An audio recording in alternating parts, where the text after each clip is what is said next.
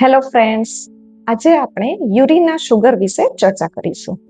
કેમ કે ડાયાબિટીસના દર્દી બ્લડ શુગર કરતા યુરિનના શુગરને વધારે મહત્વ આપે છે.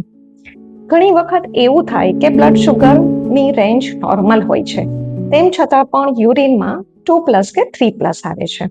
આથી મોટાભાગના દર્દીને એવું લાગે છે કે તેમની શુગર બહુ વધી ગઈ છે. હવે આપણે એ જોઈએ કે આવું શું કામ થાય છે.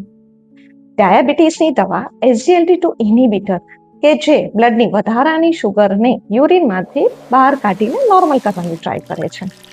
આથી જો આ દવા લેતા હો તો યુરિનમાં શુગર પોઝિટિવ આવશે, તો તમારે ચિંતા કરવાની જરૂર નથી. આથી હવે તમારે યુરિનના શુગરને મહત્વ આપવા કરતા બ્લડ શુગરને મહત્વ આપવું જરૂરી છે. Thank you.